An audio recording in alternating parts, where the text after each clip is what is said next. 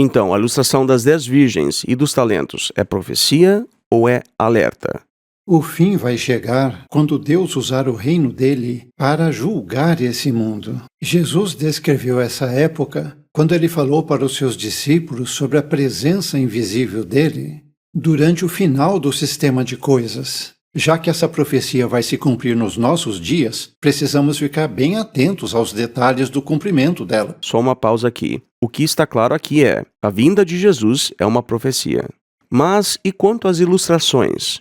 Será que elas são profecias ou alertas? Ela também promete um futuro maravilhoso para os que derem ouvidos aos seus avisos. Essa profecia está em Mateus capítulos 24 e 25, Marcos capítulo 13 e Lucas capítulo 21. Depois de falar sobre as coisas que aconteceriam no futuro, Jesus usou 3 parábolas para alertar os seus discípulos.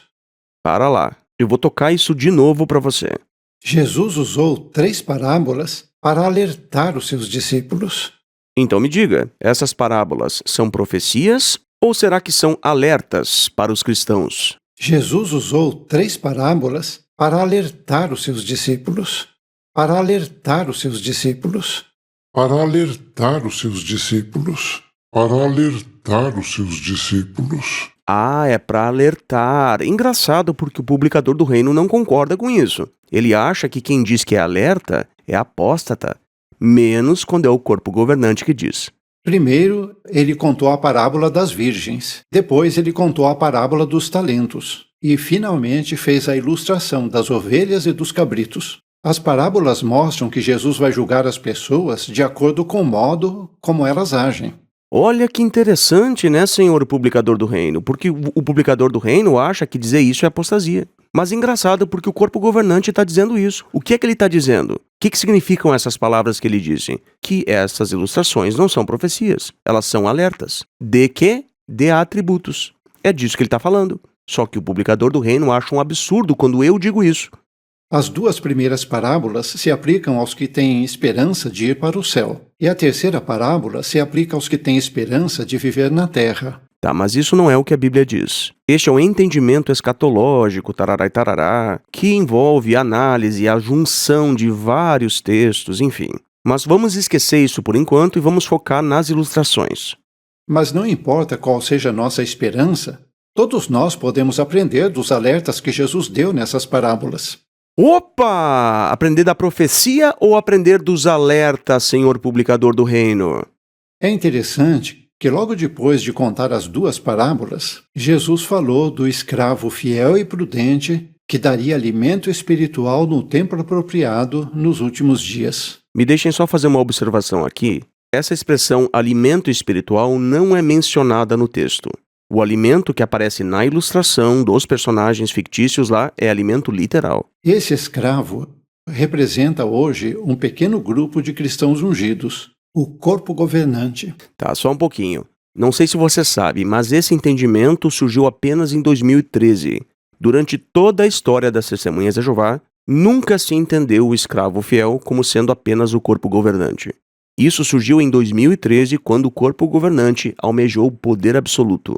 Até então, o escravo fiel também era todos os cristãos ungidos, conforme todas as outras ilustrações são interpretadas. É absolutamente inconsistente você dizer que todas as ilustrações se aplicam aos ungidos, mas que esta exclusiva se aplica apenas ao corpo governante, coisa que nem existia em 1919, que é o ano que o corpo governante diz que Jesus designou o escravo para dar alimento espiritual. Então esse entendimento aí do escravo fiel e discreto que o corpo governante tem é uma bagunça anacrônica, gente. É uma coisa absolutamente anacrônica, do início ao fim.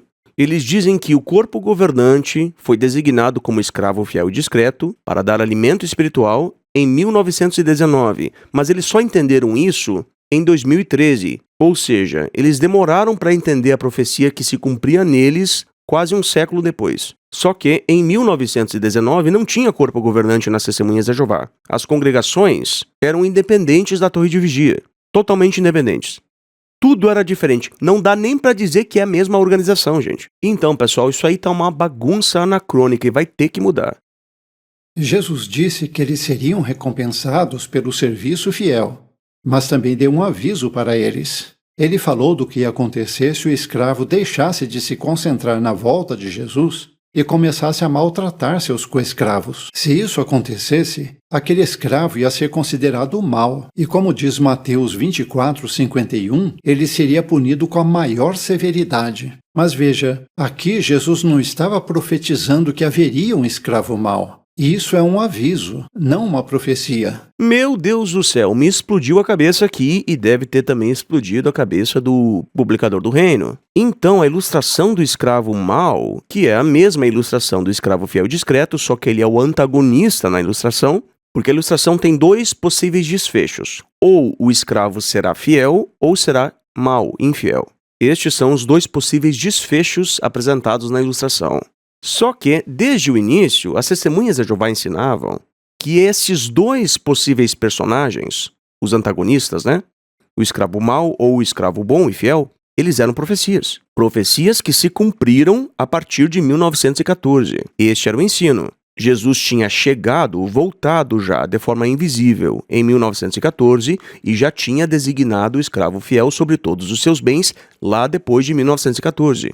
Isto era uma profecia que se cumpriu, este era o entendimento. E o escravo mau seria aqueles cristãos ungidos infiéis após 1914 que se rebelaram contra a organização.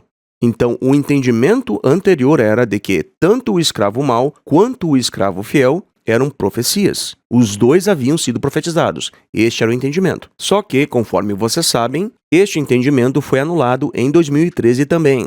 Ou seja, agora não se aplica mais a vinda, erkomai, de Jesus a 1914.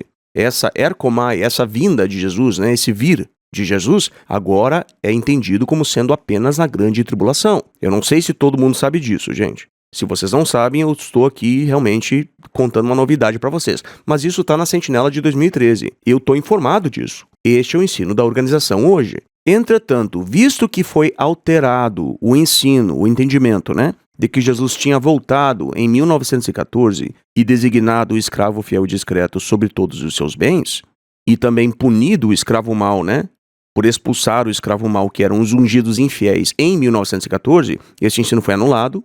Então, visto que todo este entendimento foi anulado, ele não é mais profecia. Agora ele é visto como alerta. Peraí, não é mais visto como alerta? Ou ainda é? É profecia ou é alerta? Quer dizer, não estou entendendo. É profecia ou é alerta? Vamos ver de novo? Aqui Jesus não estava profetizando que haveria um escravo mau. E isso é um aviso, não uma profecia. Ah, entendi agora. Só metade da ilustração é profecia, a outra metade é alerta. Quer dizer que quando fala do escravo mau, aí não é profecia, aí é alerta. Embora antes fosse visto isso como profecia. Agora a outra metade do escravo fiel, aí é profecia. Quer dizer, metade da ilustração é profecia e a outra metade é alerta? Gente, isso é absolutamente inconsistente. Qualquer pessoa com um pingo de racionalidade vai entender isso. Se o escravo mau da ilustração é alerta, aviso, e não profecia, então a mesma lógica se aplica para o escravo fiel. Ela é alerta, não profecia. O que é que falta para o corpo governante admitir isso? Falta eles perderem o emprego, falta eles perderem o luxo no qual eles vivem. Porque no momento que eles admitirem isso, eles são chutados de Betel. Quer dizer, nem sei se são, porque são tão adorados, né? Que nem sei se seriam chutados, caso admitissem isso. Mas qualquer pessoa entende isso, gente. Se o escravo mau... É a mesma ilustração, caramba! Se o escravo mau... Pelo amor de Deus, publicador do reino, é a mesma ilustração, cara. Acorda, meu irmão. Se o escravo mau, que é um dos desfechos possíveis da ilustração, se o escravo mau, que anteriormente era visto como profético, representava os cristãos ungidos infiéis depois de 1914, hoje não representa mais, hoje não é profecia mais. Hoje ele é apenas um alerta. Se o escravo mau é um alerta, por que é que o escravo fiel é profecia? É a outra metade da ilustração, é o outro desfecho. Isso é que nem um sanduíche, cara. Tem o pão de cima e o pão de baixo. Não tem como tu dizer, o pão de cima é pão e o pão de baixo não é. É um sanduíche, cara. Ou o escravo será fiel, ou ele será infiel. São dois desfechos possíveis, nenhum está profetizado. Na verdade, se você parar para pensar, o entendimento de que o escravo mau é alerta e não profecia, é aviso e não profecia, prova que o escravo bom é aviso e não profecia. Por quê? Porque uma profecia não pode ter um aviso caso ela não aconteça. Tu tá entendendo? Eu não posso dizer assim, ó, essa geração não passará até que todas as coisas ocorram. Tem essa profecia, né? Aí Jesus vem e diz assim, mas se ela falhar, aí vocês estão, ó, lascados. Poderia Jesus dizer isso? Não, porque aí todo mundo pensaria, tá, mas vai acontecer ou não vai? Não é o que todo mundo pensaria? É o que todo mundo pensaria. Olha, nação se levantará contra a nação. Porém, caso isso não aconteça, que profecia do Araque é essa, caramba? Isso não é profecia, isto é aviso. Se eu tenho um aviso que condiciona o cumprimento de uma declaração, essa declaração não pode ser profética. Se Jesus disse, o escravo fiel tarará, tarará, tarará, mas se aquele escravo começar a beber com os beberrões, aí o Senhor vai voltar e vai espancar aquele escravo. Ou seja, pode não acontecer. Se pode não acontecer, nenhum dos dois está profetizado. Os dois são avisos. Se os dois são avisos, nenhuma profecia. O que te falta para entender isso?